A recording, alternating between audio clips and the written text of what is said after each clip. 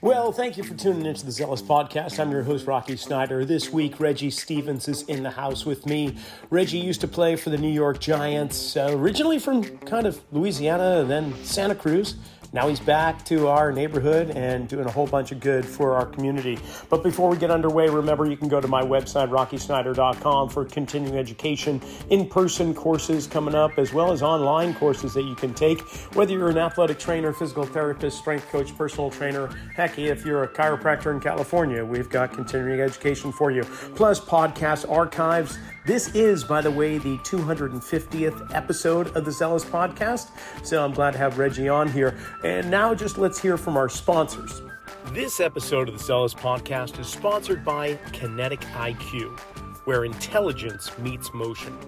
Kinetic IQ brings a biomechanics lab into the palm of your hand, letting you measure movement anytime, anywhere, with just an iPad or an iPhone, and no wearables required.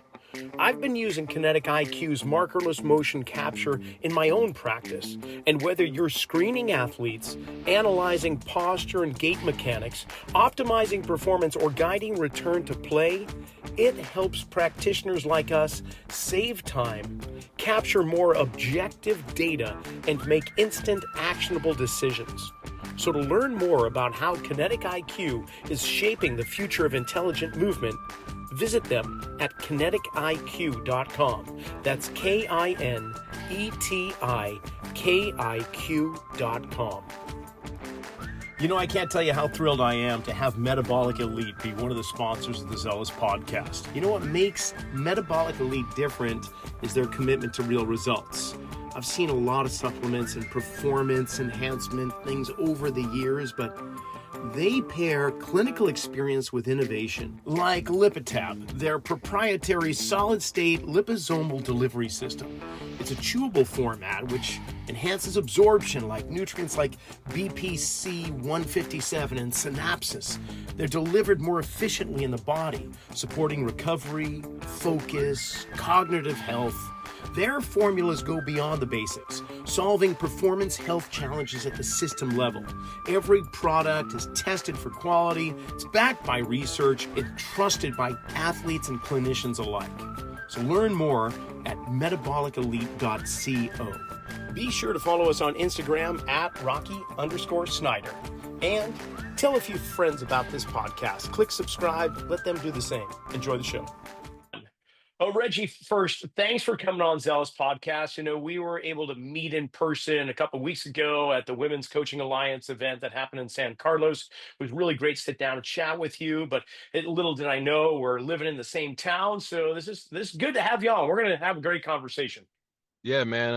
It's a pleasure to be on. It was a pleasure to hang out with you, get to know a little bit more about you. So, I'm excited, for a lot of things that's happening with myself and RSF. And shoot, man, I'm excited to be on this podcast. Definitely. Okay, we'll bring in your foundation for sure. I want to highlight that. And we'll talk about a whole bunch of stuff. But first, the listening audience, give them an idea. Reggie Stephens, of course, we know hey, you got into the NFL, but give us your superhero story, like how you got to play with the Giants and yeah, all that.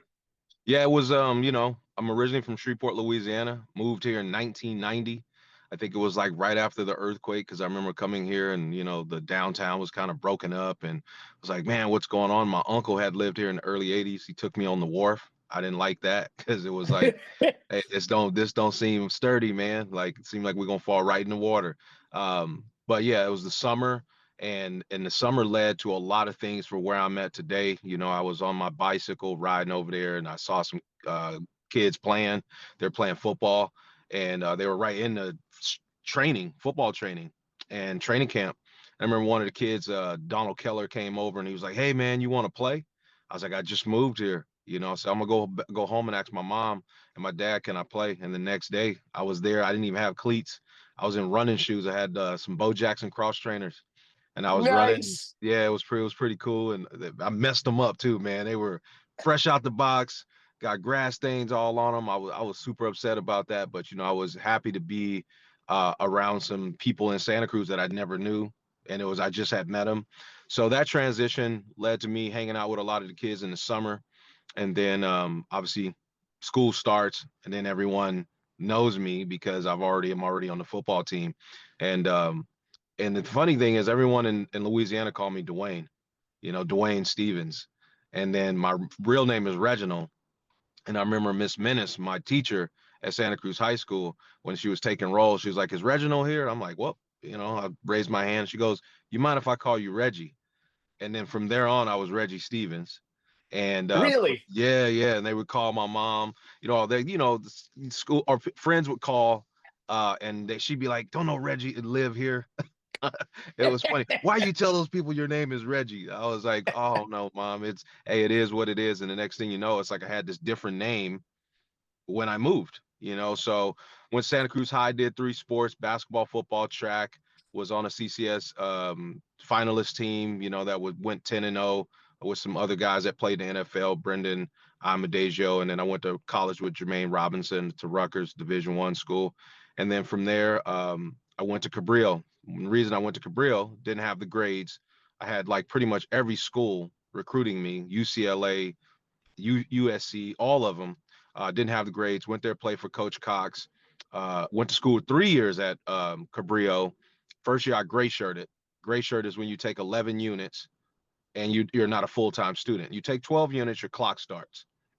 So Frank Lynch, Trent Dilfer's stepdad, basically told me about that because he wanted to Right make on. sure we graduated, got our 60 units so we can move on. So very grateful for his information. Coach Cox didn't like that very much, but because he wanted us on the field.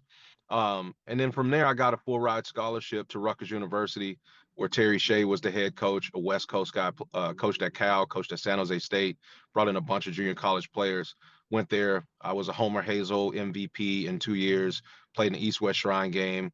Um, was a turnaround team in the nation. First year I was there, we were 0-11. Then I helped turn the team around to be 5-6. Missed out on a bowl game, and then from there, New York Giants. I was a street free agent. A street free agent is a free agent that really you don't even get the free agency after the draft. So a street free agent got $1,000 signing bonus. Basically, my coach called up, got me an opportunity, got in a training camp, made the team. How did I make the team? Had a trainer by the name of Raymond Ferris, Hall of Fame trainer, Jerry Rice's only trainer. So I was training with him at Stanford that summer before I went to the Giants. So I was getting up at 6 a.m., driving over to Stanford, getting there, jump out the car, work out. Then I would come back to Santa Cruz and I would do a bunch of things, here locally at certain gyms and whatnot. And then, once and went to a Super Bowl in my second year. I went to a Super Bowl in my second year. And on that team, the Giants, I was second on the team in special teams tackles and interceptions. Which helped us get to the Super Bowl. Played the Ravens in 2000. We lost to them. I think it was 35-10. It was a lopsided game. And then from there, kind of bounced around a little bit more in the NFL. And then I went to go play arena football in Nashville, played 2 years there. Reason I signed in Nashville because I had a music background. So Tim McGraw was the minority owner.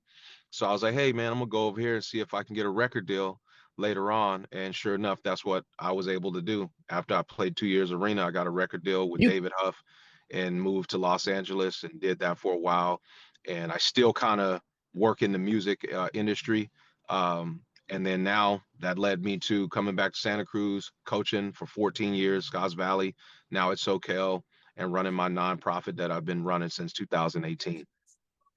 Oh my gosh, dude, I had no idea. First of all, we got here to Santa Cruz from East Coast or Gulf Coast about the same time. I think you beat me by about 3 months. I got here, yeah, October 90 and pretty much Mhm. stayed, And for those that are listening, Cabrillo College is our local community college or junior college, our JUCO here in Santa Cruz County. I actually live right on the edge of campus there. And I had I had no idea.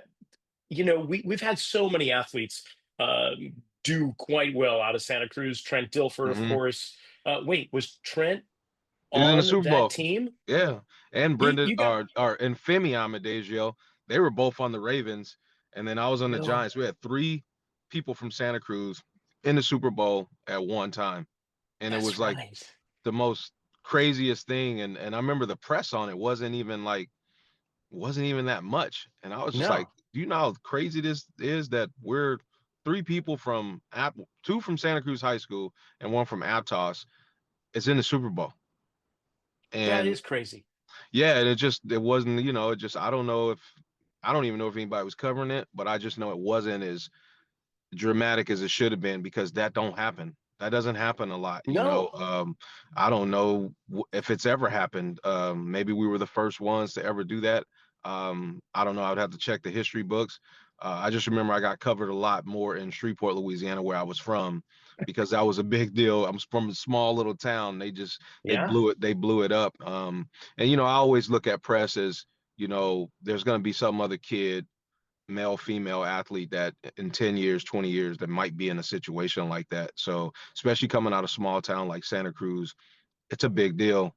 Anytime any athlete comes out of here and do anything, just because of our resources that we have. Yeah, honestly. Well, and for you to come back here, it speaks volumes too. But okay, coach, how is it that before you became a coach, like you were just you kind of playing at Santa Cruz High, and then you tell us this whole journey, and then in a heartbeat, you're with the Giants. Like, was that a goal when you first put on those Bo Jacksons and you started running around? Where you're like, I'm going to go to the Yeah, NFL. Was that in your head? that's a good question. No, not right, not immediately. I just remember growing up as a Cowboys fan because they kind of pushed it down our throats in Louisiana because the Saints weren't that good. So I would always think I was, some, football player for the Dallas Cowboys. Um, but it was a thing when I became, I would say, like a sophomore, my junior year. I kind of fell in love with Marshall Faulk from San Diego State, and that was my dream school. I had two dream schools. It was San Diego State and Cal. That's where I wanted to go because that was my first football game I ever went to go watch. Russell White was the running back at the time. They had the "Roll on You Bears." I was like, man, this is a cool looking place. I like the uniforms, like the helmets, all that stuff. But it was something about Marshall Faulk. I did this, like, I read about him. He'd never had drink alcohol, just this pure, clean athlete, and I try to model myself after him. Had the cut off T-shirt, San Diego State. I wore it underneath my uniform, whatnot. But yeah, then from that point, I was like, I'm making it to the NFL. This is what I want to do. It's either that or music, because I was doing music and sports at the same time, and music has always been a good balance for me. Like if sports ain't going right, I always had the arts. And that was another thing, like a lot of people didn't know about me. I wasn't just an athlete. I was also an artist as well. So I had this thing that, I'd kind of drift off and be able to write music and hang with different type of kids at the school as well, different people with different personalities, which gave me a big balance. And Santa Cruz at the time had that. I had this whole niche Yeah. of people that I could go hang out with that were music producers, and one minute I'm over here with all the jocks, and then the next minute I'm over here with all the artists, and that was a great balance for me. But yes, I did know that I was going to make the NFL. It was just something that was this drive in me that I can do this, I can make it there. I'm talented enough to be able to get on that type of stage if I get the opportunity. And I was able to get the opportunity, and the Giants gave me the opportunity from my coach Terry Shea at Rutgers University.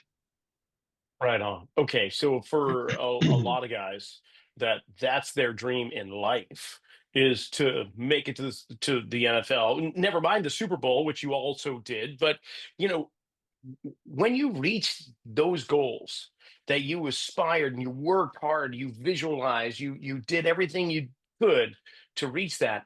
What happens after? Like, how do you deal with life after professional sports? Yeah, great question. I was lost for a while. I moved to Santa Monica, got this record deal, had it for about, a year, and then the label folded. And I was like, wow, man, another goal that I reached for, that I accomplished, then it was taken away just like that.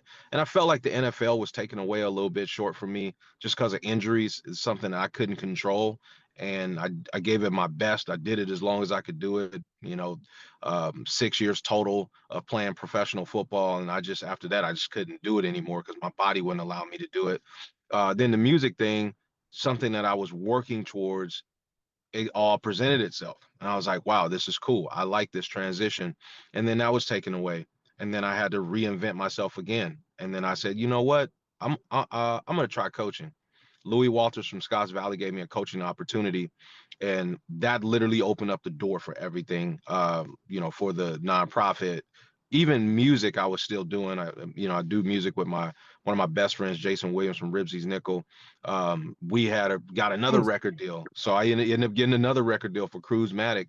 It was more of a digital deal, and the same guy that produced me and signed me in Nashville, David Huff, I still work with him. So I still work in this music thing. I go to Mexico City. I work with a lot of artists in Mexico City, from Veracruz, Los Coalites.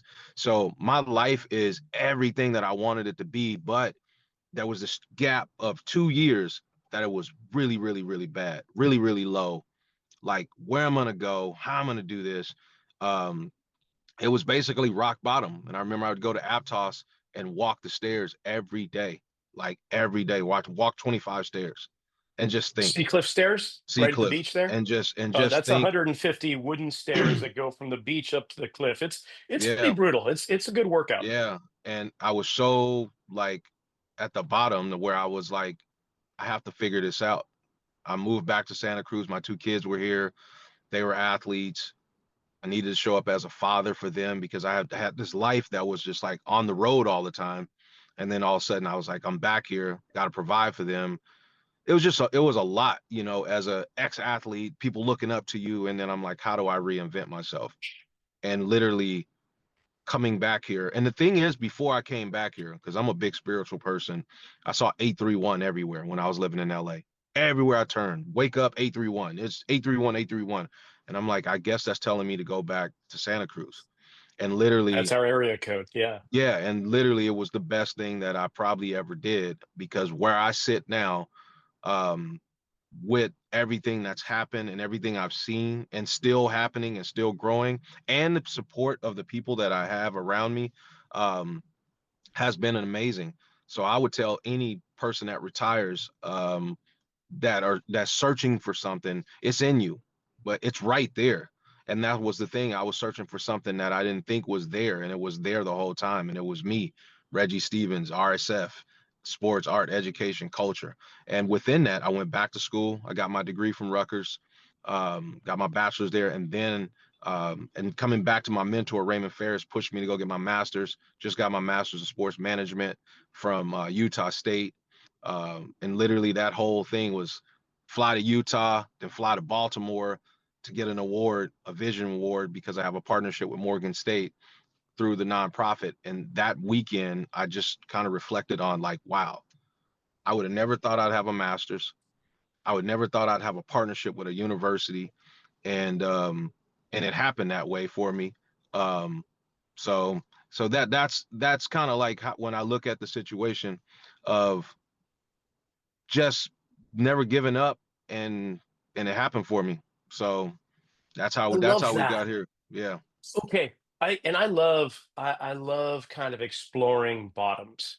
We're at the lowest point we feel, and it's that dark hole where not a lot of light is Hmm. shining through. It feels that way. So if you could go back to that moment, and we don't want to have to harp on it too much, but I'm just Yeah. curious, like when you were at that state, when you were feeling that way, what was it that you began to crawl out of it? What was there a moment in time where you made a decision? Was it something that happened to you, or you saw something? Can you pinpoint any time that you just Yeah. like, that's it? Yeah. It was the thing. I was fighting with the NFL. I was fighting with, like, because I had some really like bad things happen to me in the NFL, like post-traumatic brain things, all kinds of things. And I remember when I won my lawsuit, I was like, oh man, breath of like light. It's like, oh wow, this is my first win.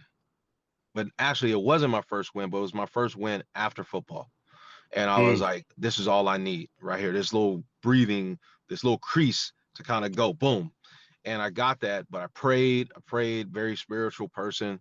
And then I said, you know what I'm gonna do is I'm gonna work to give back to this community the way some people gave to me. Now, some people didn't give to me. Some people tried to hurt me, harm me while I was here. It wasn't always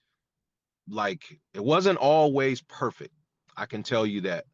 And I just said I'm gonna put myself in some other kid's shoe that might be another Reggie or Brendan or Femi or any of Trent or any of these kids that come through here that may need a mentor. And I said I'm gonna start coaching and I'm gonna give back. I don't know how I'm gonna do it. I don't know where I'm gonna get all the money to do it. And I had this big dream and this big plan to make sure that Santa Cruz County athletes, student athletes, didn't get looked over, because that was like a big deal of us getting looked over. But once that came, it all just kind of like hit me like what I needed to create. And I remember Christy Neto was like, you need to make a nonprofit. What are we gonna call it? I was thinking all these names. It's like, man, Reggie Stephens Foundation. And then it turned into RSF. Then it turned into Seek, Believe, Achieve. You seek it, you believe it, I help you achieve it, because that's who I am. I achieved so many different things with so many hurdles I had to go over. Um, and that's kind of like what it was. It just all like appeared of what I needed to do. And also music was a good balance. My best friend Jason, we did a lot of music together. That was a step of me climbing out of the hole, was me being very creative with music and following that dream. And then also stepping into my kid's life to do what I needed to do, helping my son get a Division I scholarship to Pepperdine for basketball. Then my daughter later on going to USC, doing what she needed to do. But my son was the catalyst for the All-Star game that's been rolling for we're on year 15. I created it with his group of friends, and I said, I'm going to keep it rolling, even though I don't have a kid in it anymore. Um, and that opened up the door. And then I was like, oh man, I got my son a scholarship because I know how to do this. Then the next thing you know, I got Quinn Brown from Santa Cruz High to Brown, Caleb Womack to San Jose State. And then I started to find this niche of like, wait a minute, I can use my NFL background to get kids in college. Then I started doing the emails and doing all the stuff and sending the tapes out and all that stuff. And that went into turned into like two players end up turning into 300 kids that run through the nonprofit. But I, I can vividly remember the very first kid that I would do this with or do that with, mental health, all this stuff. And that's when I was like, I'm out of the hole now because I know what I need to do. I know my purpose. And so that's kind of like how that happened. Because when people think Reggie Stevens Foundation, they just think sports, but they don't know that there's the arts to it. They don't know there's mental wellness. They don't know there's the story of me, uh, beating the odds of a bunch of different things happening, being a black man in Santa Cruz, predominantly a white area. Um, but that doesn't, especially from where I came from, and to come here and to supplant myself in a way that I can help bring a community together, if that makes sense, because Totally. yeah, and it was a trying time for me, but a lot of my supporters and a lot of my friends that I had, they were white and I'm black. So Yeah. my best friend Jason was white. So coming from Louisiana, I had to get over that too, and grow in that way. And I always speak on that because Santa Cruz has been really good to me, but also shown me, life is what it is, and you're gonna run into some things but I'm not gonna run away from those things either. I'm gonna take them. So when you ask me that question, those are all the things that went through my head of living here and being here and saying I'm going to make a difference. And the things that happen to me bad, I'm going to make sure that don't happen to another kid, whether I mentor that kid or whatever the situation is. And then I'm also going to bring kids from all different cultures together, because that's what it I was love for it. me when I moved here. There was, man, I had never seen um, Latino. I'd never seen it, and it was just like, whoa, this is different. My friends being white, hey, come in my house. Oh man, better go ask your mom and dad. Can I come in there? Because in Louisiana, we couldn't do that. You know what I mean? Wow. And so those are all the things I reflect on of where I'm at in Santa Cruz, and to have a foundation, and to be doing the work that I'm doing and bridging the gap of people and not looking at color or looking at anything or backgrounds or who you are, whatever, and making sure that I can be the best human I can be to help your daughter or your son get to the next level. That's what the healing part of me was for everything I went through in football and everything I went through in my life. That made me feel good internally. Um, and that's, you know, any parent that knows me, they know that about me because I kind of I wear it on love my that. sleeve a little bit. Yeah. So Heck yeah, man. Yeah, yeah, Santa you had Cruz. I me mean, you had me digging deep on that because I love that, dude. it took me back to that place of like how RSF and the purpose behind RSF, you know. Thank you for that. Yeah. Oh man, no, thank you. That was great. I know Santa Cruz, yeah, primarily white, but there's multicultural, mainly Hispanic, of course, migrant families or those that have settled here and so on. But okay, I got to share a little story with you. I hope you get a kick Okay. out of it. But well, I first of all, I grew up outside of Boston in northern suburbs, which are not very accepting. They're very racist communities, and then that's kind of the elements that I grew up with. So coming to Santa Cruz and having it be such a welcoming, open, for the most part, on Yeah. average, it's just like you feel it. There's very few borders and boundaries. And the more you live here, the more you're exposed to it. And it's amazing. So my daughter, who's now 23, finishing up her degree in athletic training up in Oregon, when she was just a kid, like I had the opportunity to read stories to both my kids when they were really young. It was like dad's time. We can give mom a break. She's been with them most of the day, and now I'm going to read stories and put you down at night. And my wife was a school teacher here in Santa Cruz. She taught elementary school over Yeah. in Scotts Valley, and so she had all these books for grade school, and a lot of them were like civil rights books. So I would read different books, but every now and then I'd read one on like Martin Luther King and Rosa Parks and so on. And my daughter, of course, I was surfing my brains out at the same time. So Hmm. and in the California sun, I was pretty darn tanned at the time, and she'd be like, "Daddy, I'm so grateful for Martin Luther King," and I'm like, "Why is that, honey?" Because you're able to eat in the same restaurant as mommy and me. I'm like, wow, that's really sweet of you. Yeah, okay. I didn't say anything. I'm like, okay. And then a little bit later, she would say, Daddy, I'm so grateful for Rosa Parks. I'm like, well, yeah, I am too. But why are you? Because I wouldn't exist. You wouldn't be able to marry mama. And I'm like, wow, okay. So mama is like my wife is like Snow White. She does not go out in the sun. And so obviously she had a different view Different view. of people, right? And I just love that my daughter's colorblind. To this day she's colorblind, and I love that, and it's something that a lot of us have strived toward being because of our backgrounds and so on. But anyway, I endear myself to the fact that she just didn't see anybody other than just who they were, and then trying to create difference, it just doesn't happen. I Anyway, I want to hear appreciate you sharing that. yeah, I Yeah. want to hear all about the foundation. Like you just gave us an insight, a little bit of like how you blend these things together, athleticism and the mental like skills and the Yeah. arts and so on. But like, what's your mission with the Reggie Stevens Foundation? My mission is to take care of as many kids as I can while I'm here breathing, living, good health. Um, when I started it, I didn't know where it was going. I just, hey, we started with 46 kids, basketball program. The shield, the colors, Rutgers Scarlet Knights. That's what it represents. People don't know. Rutgers are scarlet, Ah, Scarlet Knights colors. And I was like, do I go with the Giants colors? And I was like, you know what, I'm gonna go with where I went oh to. no, don't do that. Yeah, Don't do that. yeah. So I went with the Scarlet Knight colors, and I really took my time on how I wanted the logo to look. I took my time on what I wanted to stand for, to seek, believe, achieve. The sports art education is something that represents me. Sports, the arts. I love arts.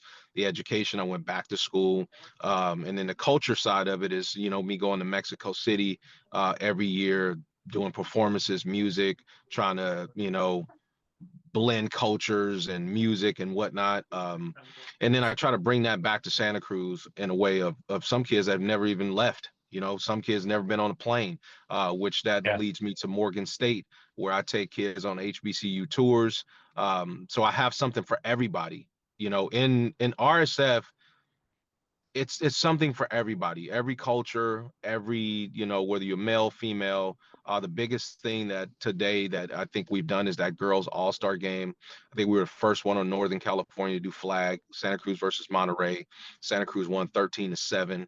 Had a lot of good moments there with watching the young women get interviewed and saying, hey, I used to play in the backyard with my dad, and that was it. Now all of a sudden I'm playing flag, getting interviewed, playing in a real game. And that was big for me. I created that with Sunday Sessions. Sunday Sessions is something I do at Scotts Valley, 8 a.m. boys, 9 a.m. girls. It's through the year. What we do in that area is we work on speed and agility and leadership. So every week, every Sunday, a Pop Warner kid or a female athlete, or even a kid that may be playing college ball that comes back home for the weekend, they can pop in.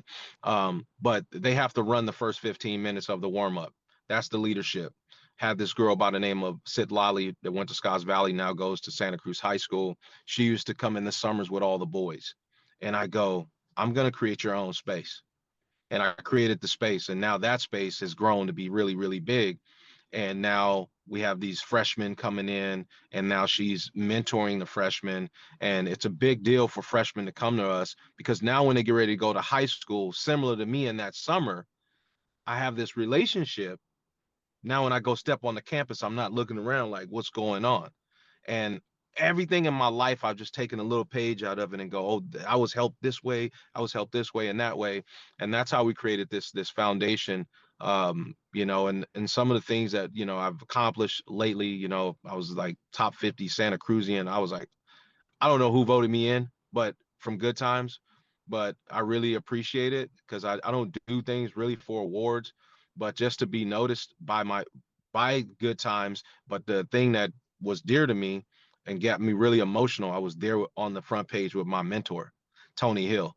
And I was like, wow, is this his way of, talking to me? Because he was the person that basically mentored me my whole time in Santa Cruz and gave me so many, gems of how I could help the community and help the youth. And to get that award, it was bigger than just getting the award. It was because they put his picture right here and it was my picture right here. And I had two kids, around me. And it was just like, wow, like looking at this picture where Tony he's not here in physical, but I know he's here in spiritual. And that like hit me in my chest. Like it literally did, that award, because it meant so much more than just getting the award. It was because I was on there with my mentor. So even getting emotional right now about that whole situation. Oh man, I am too. I love so this. so this foundation has just been going since 2018. We have over 300 kids. We have 7-on-7 football. We have flag. We're going to be having a new program this year, flag club. We do 2 all-star games, the basketball one, now the girls black football one. We have a basketball program. We have the education program where we take kids on HBCU tours and we take them to Morgan State. Right now I have about 9 kids in Morgan State within 2 years. So I'm super Wow. excited about that. Going to have more kids going. Got one of the kids, Tyrese Lundy, the running back from Soquel High School. He's on the football team there. He's going to be a redshirt freshman this year. So I'm very excited about the opportunities. I'm going to hopefully be working with Cal, with Ron Rivera, developing their flag football Division I thing coming through the Storm. I'm on the advisory board of the Golden State Storm, where me and you met at the Women's Yeah. Alliance. I'm very excited about that with Stu Hurwitz. We're trying to work together and do some things with Starter and some of his companies. And just last week, I went up there for the tryouts, and the tryouts were awesome. And I was able to coach some of those women athletes that were very awesome and very cool, by the way. Mhm. So I'm just excited what has transpired in these last 2 years of RSF and myself, just school wise, getting my master's, people seeing the work that I'm putting in, calling me for advice, and able to do what I'm able to do here in Santa Cruz, working at Soquel. I still help Scotts Valley as much as I can, because Louis Walters was the person that gave me the keys to Good guy. some, yeah, great guy, to give me something to open up the door to get moving. and just all the support I get. Stu Hurwitz, Paul Locatelli, like I have Brian Yeah, DiDiego. I have some good teammates, yeah, you do. people, yeah, that help me, my directors.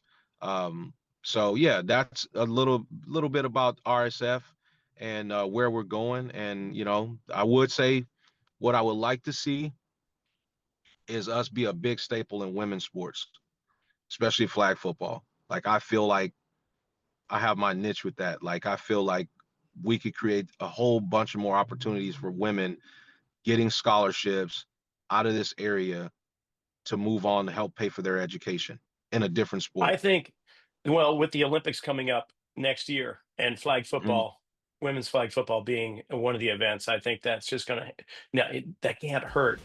We're just going to take a quick pause from this conversation to acknowledge our sponsors, and then we'll be right back. The Zelos Podcast is sponsored by Kinetic IQ, where intelligence meets motion.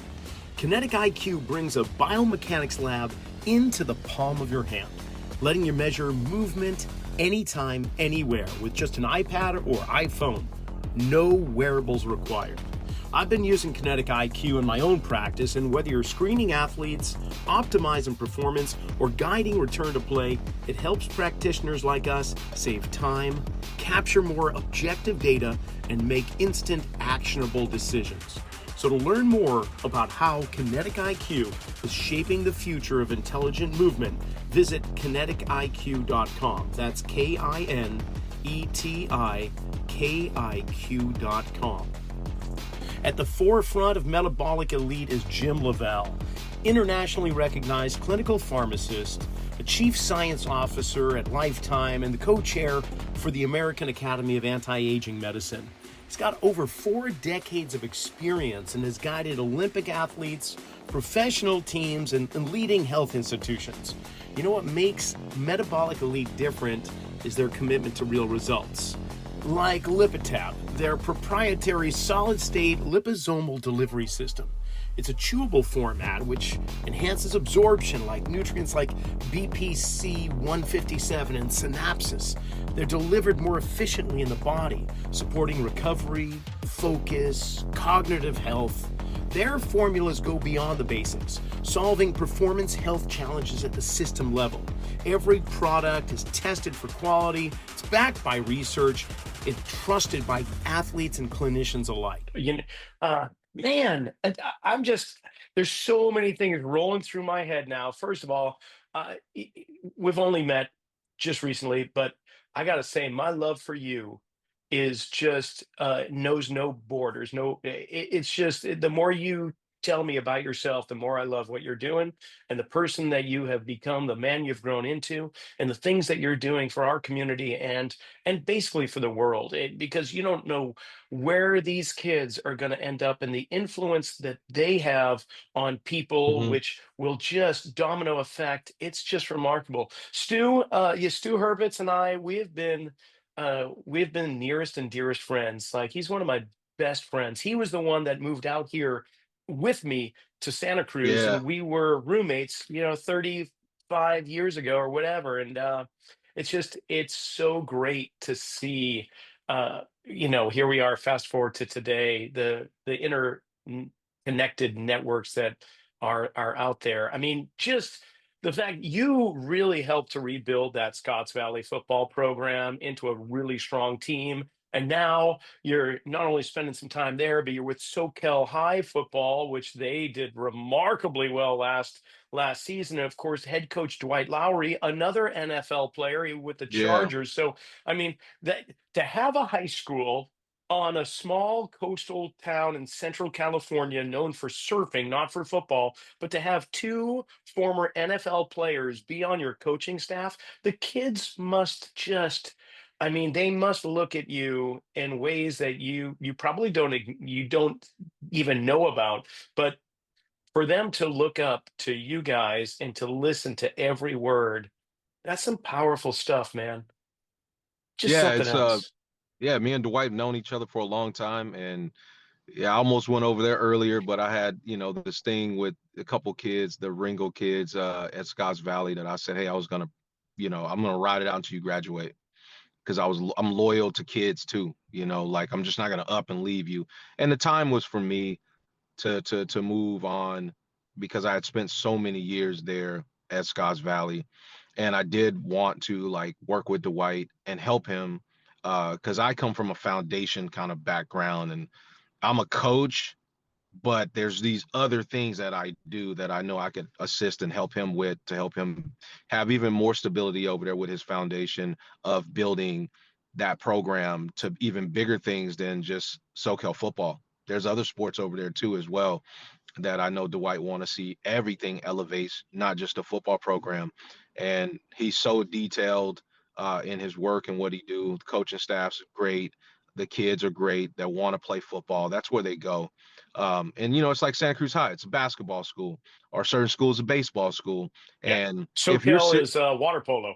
and it's water polo as well. So, and that's kind of like what this area has become. I would love to see every team on functioning on a high level. I would love to see that because back in my day, it was that way. And then somehow these leagues broke up and did this and did that. And then, oh, I'm going to go here to this school. I'm going to go here to that school. And then that's where kind of like things kind of like took all these little roads and stuff. And I, in my goal to see, I would love to see every school locally functioning on top, you know. But you take a school like Santa Cruz High School that was playing in the Gablin, playing at schools like Salinas and Hollister having success, and then the other school to do that was Soquel High School. I don't think Yeah. there's any others. Aptos. Aptos did it, and they dominated. Blankenship dominated for a long time. So when you can Yeah. see a local school over here go over in the Monterey area and have success, and Salinas area, that's a big deal because It's we're huge. we're giving up maybe 1,000 students, maybe 1,500 of what they have over there. Facilities they have there, everything that they have there is a little bit higher and more than what we have over here.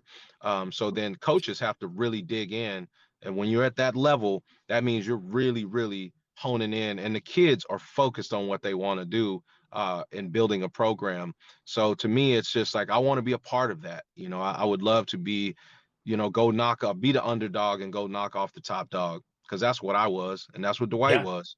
So anytime I could be Well, a part, Scotts Valley has done that for years, where mhm. small little school, 22, 23 man roster, we roll in there, not looking like much, but coached up and disciplined.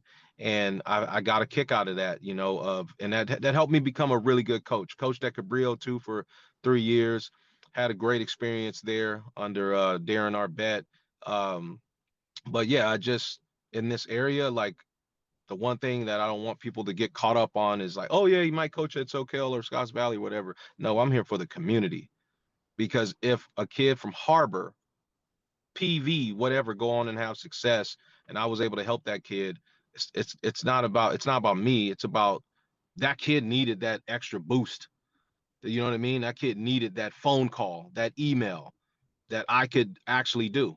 Doesn't mean it has to go to Soquel, doesn't mean it has to go to Scotts Valley or Santa Cruz High or whatever situation is. And I've been able to do that and have success with that. And I'm going to continue to do that because our community and our area means a lot to me, especially giving the kid the opportunity, because that's what I was able to get was an opportunity. A coach made a call from me. And once again, here it is. I'm just, doing the same thing that was done for me, and I get a kick out of that because it's my way of paying back the person that did it for me. Yeah. No, that's one of the things that's so endearing to me about Santa Cruz is the community. I mean, I don't think I've ever lived anywhere where it is so deep and so rich and supportive. I mean, with programs like yourself and so many others, every aspect of my life, I have so many different silos of communities within Santa Cruz that I just, you know, I can't get over. I pinch myself every day, whether it's within the school system or surf or fitness or other business community and so on. It's so supportive. I just can't get over it. So Yeah, speaking and the of people that support, move here, and the people that move here too, um, the people that move here, like yourself, and like a Stu, and like myself, somehow we end up finding each other. Yeah. That's what I love about Santa Cruz. Like I sit on so many boards and so many meetings and this and that, and Yeah. it's a lot of transplants, and we get woven into the Santa Cruz way or the community way, which I love too. Because some people can move here and just be not on that wavelength or not on one accord. And I want to say a lot to you because I've heard a lot of great things about you and that what you've done in our community. And just being able to meet you and be on the same wavelength in this community of the work I do and the work you do, I just want to say, hey, I salute you as well. Thank you. I appreciate that. Tell us how we can support the Reggie Stephens Foundation. Like for listening audience, obviously financial support. How do you donate to the foundation? But are there Um, other ways? Yeah, you can go on the website, reggiestephens.org. That's REGGIESTEPHENS.org. We're actually doing a fundraiser for flag football and the Morgan State trips. We're trying to raise money. We do things through grants. If there's grant information that you could give us, you can email us about the grants. Corporate sponsorships, we're always looking for corporate sponsorships because we can now take your logo and put it on the kids' uniforms, our travel teams and whatnot. Social media outlets, any of those things. My kids are walking billboards. But at the end of the day, if we can bring more things to them, it's great because I always love to gift them sweatshirts, help them get cleats, help them get things that maybe their parents can't afford, scholarships for kids. Every year I'm needing a scholarship because some of this stuff, I got to pay for its gym time, uniforms, all these things. And when a kid walks up to the Reggie Stephens Foundation, whether they have the money or not, I tell the parent, don't worry about it. I'm going to fundraise the money. If you're a child and you have financial difficulty, don't worry about that. Your kid's going to get the same thing every other kid got, whether they can afford it or not. And we've done a really good job of that. Balanced. Our golf tournament is every year. It's at the end of July. If you've never played in it, that's a great way to support us as far as our fundraiser. But everything usually is on our website, and yeah, it's multiple different ways you can PayPal, Venmo, all those different things are set there on the website for easy access. And I think you can leave a note of like, oh, I want to go to the basketball program or the girls flag football, broken down that way. But any support that we get, we really, really, really appreciate it. And we just thank people for supporting the Reggie Stephens Foundation.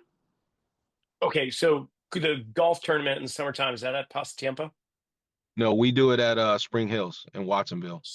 Oh, nice. Spring Hills. Yeah. Okay, so for the golfers listening, you can come out to the Central Coast. You can support Reggie Stevens Foundation, and after you go to Spring Hills, you can travel about 30 to 40 minutes south and hit Yeah. Pebble Hills and Spanish Bay and all the ones you have been dreaming about too. So you can make an incredible time.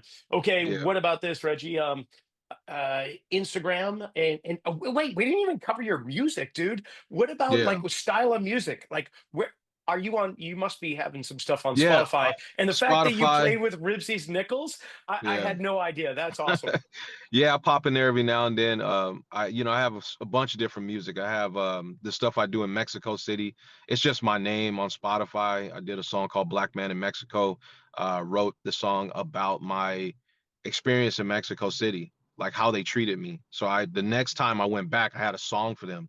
And every time I go there, I do 50 interviews. I'm on all their sports networks. I'm on all their like Good Morning Americas, everything. We have a publicist that do a really good job. I go with Greg Landau, One Drop Scott, Benito. He is in a group called Los Coalites that is a 3-time Grammy nominated. And that's the thing. I work with a lot of Grammy nominated and Grammy winners when I go to Mexico City. That's one side of my music. Then there's another side that I work with Bill Summers from the Headhunters, a jazz group that Herbie Hancock. I think I think Herbie Hancock started the group, but now Bill keeps the group going. That's called Forward Back. That's a project that I did about my spirituality. That is like the funny thing about this record, and we did vinyl. We had everyone put their ancestors on the back, and we live by our ancestors, trying to do good for our ancestors in some African tradition. So I did another project. It's called Forward Back. And that's on Spotify as well. But anything that I did with the Mexico City thing, that's just underneath my name, Reggie Stephens. And we have an EP coming out. I also am a Grammy voting member with the Grammys, that happened last Oh, year. wow. Yeah, Greg Landau helped me get into that. Um, so all of those things, like I said, they all run through the foundation. Anything that I get as a personal upgrade to my life, I kind of just put it in the foundation as another thing to help someone else. I'm always, because before I would try to like push all these different things, and I'm like, nope, everything's gonna go right there on the foundation. So if I go out and make money some type of way, here's my way to kick back to my foundation to help a kid. And it's just been it's been great because of the support that I get, and like how these parents send me messages. Like you're talking about fuel. That's the fuel. Give me an Like example. What do you mean? it's like, oh, like when I was at Sunday session, this kid named Ben, she plays at Santa Cruz High School. Her mom came in and go, "You have done an amazing job with my daughter." Like I'm like, okay, she shows up and she does the work. She goes, no, no, you don't understand her confidence, her leadership, and just went on and on and on and on and on. Or John Brown, what can I do to repay you for putting my son at Brown? That is now the leading running back in the division or whatever with touchdowns and all of these different things. Caleb Womack sending me nice messages. Hey, I sent something out for people to donate to RSF for all the work that you do. And then he's at San Jose State. So I get like, or I'm at women's flag football on Wednesdays. They play at Harbor or sometimes Aptos, and the parents come up to me and go, "Oh my God, like the life of my daughter from your Sunday session workouts." And I'm like, wow, like that's amazing to me because I don't look for that. I don't No. the when you know what I look for is when I go there and they see me there. And I have to tell them, don't run over here because I don't want your coach getting mad at, like undermining the coach, right? And they see me, and Joel Domhoff has been great with helping me too. Joel Domhoff, he has the GP Foundation. They'll run over and give us the biggest hugs during the game. And I'm like, yo, go back. I'll talk to you after the game. And it just shows the love and the support that they have for us, just like we have for them. And then these parents show up at the Sunday sessions, and I don't know if you've been to Scotts Valley. It's that little soccer field that they have, Yeah. and the parents just sit along the outside with their cameras and they're just filming their kids. And then this morning I got a Preston Steely, Preston Dean. Um, they sent me something that we worked on, a kick return, like punt return, kick return, boom, he caught it, and boom. And I was like yelling at him, like, do it. And then the next week he did it and ran like a 60-yard kickoff return back. So Love that. the mom sent me what we worked on, and then also sent me what he did in the game. And Oh, I was man. like, she was just like, thank you. She always call me boss. She's like, thank you, boss, for your just showing up, because it's Sunday sessions is free. There's no money Yeah, involved. yeah.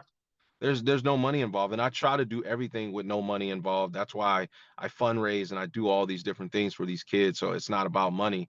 Um, and those are the things that, like, boy, like, get to me. It really, really gets to me. Or I'm at a game, Reggie. I'm looking around these little kids, these Pop Warner kids. Um, that's the stuff that I go, I'm doing the right work. I'm doing what I'm supposed to do. It's what gets me up, my ailing body that's beat up, to go out and show up on Sunday. I get up at 6:30 in the morning, pack the truck up, all the stuff, lay it out, listen to Marvin Gaye as I'm laying it all out, and then the kids start trickling in. They start trickling in. Man, And before you know it, man. once we start to warm up, my energy level shoots boom through the roof, like I'm doing for the first time. Every Sunday, it jumps. But on the way there, I'm like, whoo. And then Oh, it just, because I might coach a Saturday night game or a Friday night, and then I might go to flag football on a Wednesday night. So I'm just on my feet constant, but I got to show up for those kids because they got to yeah. see me, That's and, your and I and spiritual I got to see deposit. me. Yeah, Anytime we're kind of like dragging our heels to get to somewhere, and then yeah, and then the energy comes. That's spiritual. deposits big time. That's goodwill right there.